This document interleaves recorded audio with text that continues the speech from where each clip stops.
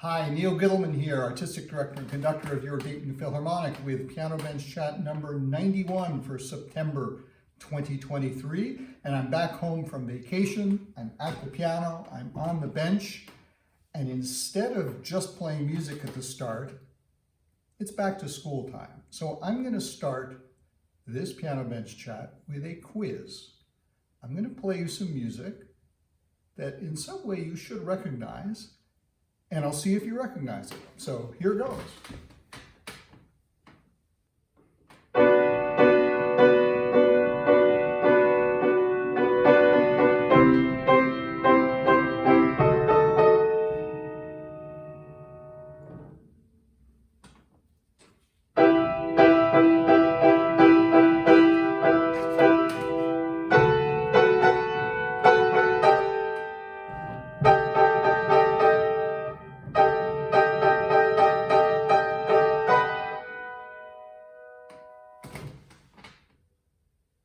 Did you recognize it?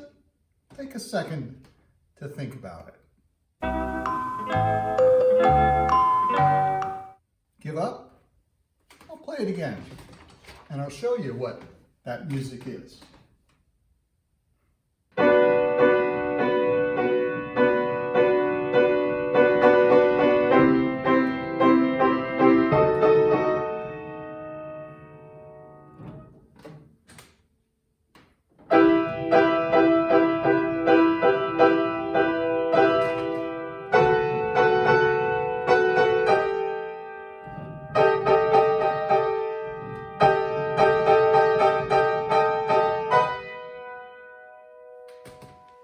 It's the Pledge of Allegiance, the rhythm at least of the Pledge of Allegiance, which is heard in the middle, or yeah, it's heard, but maybe not recognized, in the middle of the very first piece that the Dayton Philharmonic will perform on our opening Masterwork Series concert later on in the month of September, a piece called Banner by the wonderful American composer Jessie Montgomery.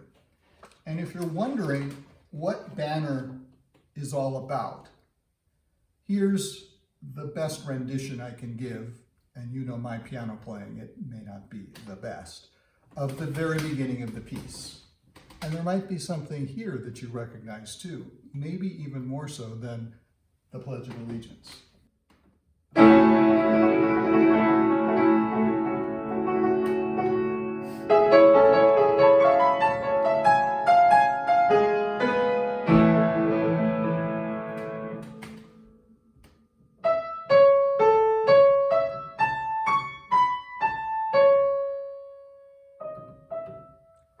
The opening notes of the Star-Spangled Banner.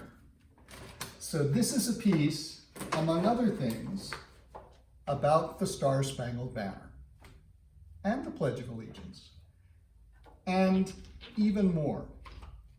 I first heard some of Jessie Montgomery's music probably maybe 3 or so years ago, heard about her name, checked out a few pieces.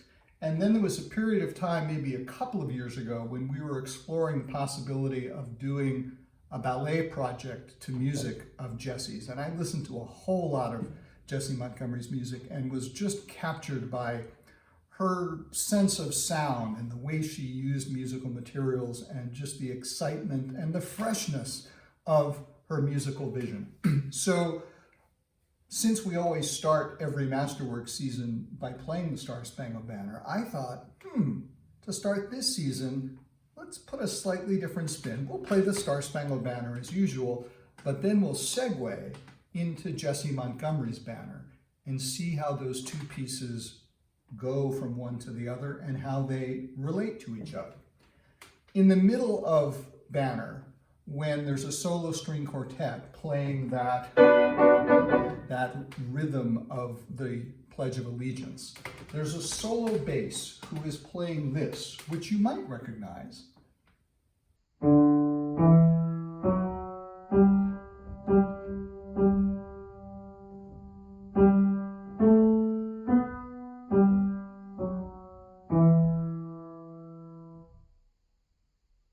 Here it is.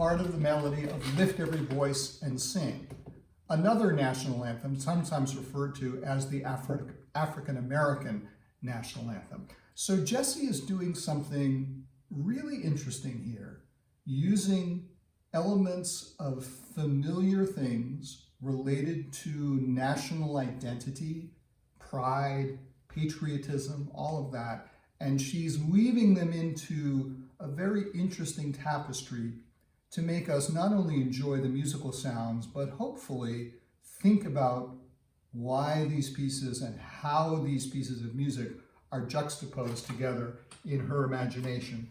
And then at the climax of the piece, there is literally a tapestry of melodies, which include not just the Star-Spangled Banner, which is there,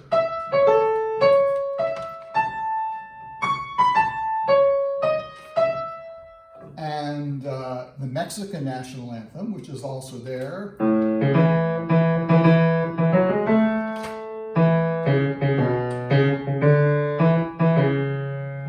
and the song called La Boriqueña, which is the official anthem of Puerto Rico.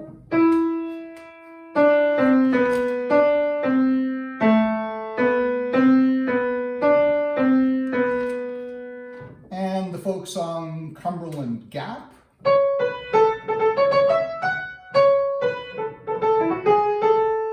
And this one, which I think you'll also recognize.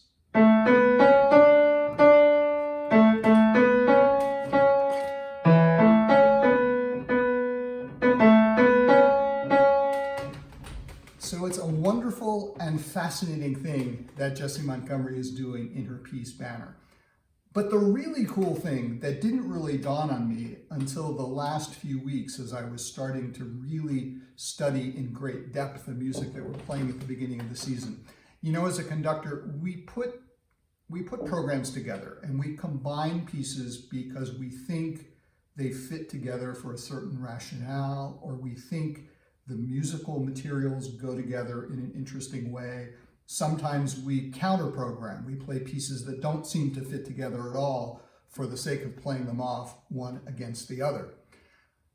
But I think the coolest thing is when you've put a program together and later on, or in this case, several programs, and later on you discover that they actually have an overriding theme that you didn't even realize was there. So we have on our opening classical concert, we have Banner, which I've talked about a little bit. Then we have Alexandra Kosman playing Rachmaninoff's Rhapsody on a theme of Paganini. Well, we chose that because it's the Rachmaninoff sesquicentennial, and because Sasha was such a great soloist with us about 18 months ago, we wanted to open the season with her. And then we close with Pictures in an Exhibition, because it's a fabulous piece of music to show off the orchestra. It's also my boss's favorite piece of music, so that's a smart thing to do. And all of these three pieces are using musical materials that come from somewhere else. Jessie Montgomery using these various national anthems and traditional patriotic and pride-based pieces. Rachmaninoff taking a musical theme by Paganini and spinning out a whole set of variations. Maurice Ravel taking a piano piece of Modest Mussorgsky's and then orchestrating it. So working on melodies and putting them together and rearranging them in different ways happens in this piece. And then I realized, oh, you know, it's not just that piece. It's in our very opening presentation, our season opener, the grand beginning of the Art That Moves season of your Dayton Performing Arts Alliance, when the Ballet, Opera, and Philharmonic are teaming up for Prince Orlovsky's Grand Masquerade, just a fun evening built around the second act of Johann Strauss's opera, Die Fledermaus, The Revenge of the Bat is usually the English title. And it's traditional in performances of Fledermaus to kind of supersize Act 2, which is a party scene, and add all kinds of other things. Besides, I mean, you do all the music that Strauss wrote, but you add in other things to make it your own unique party. So combining things which weren't really originally there, but really fit together nicely, like the various dances that Dayton Ballet will be performing, or the star turn that we'll have by a surprise guest. Well, I guess not a surprise guest because I'm telling you now. But in the middle of the party, I, in the role of Ivan, Prince Orlovsky's major domo, will introduce the special surprise guest of the evening, none other than the star of RuPaul's Drag Race, Monet Exchange, who is an opera singer and will perform 3 arias, one by Bellini, one by Rossini, and one by Kurt Weill, interposed in the middle of the Strauss party scene. So again, it's putting things from disparate places together and seeing how they mesh, just like what Jessie Montgomery is doing in Banner. And then I realized it's not just those 2 programs, it's the next program after Orlovsky's Grand Masquerade, which is Steve Hackman's Tchaikovsky times Drake, where our guest conductor and impresario and creator Steve Hackman has a show where he and 3 singers and a rapper and a DJ and a bassist come together to perform songs by Drake while the orchestra is playing music from Tchaikovsky's 5th Symphony. Lights in the morning, what you're doing that's so important. I've been drinking so much that I'ma call you, that I'ma call you, I'ma call you, I'ma call you, I'ma call you, I'ma call you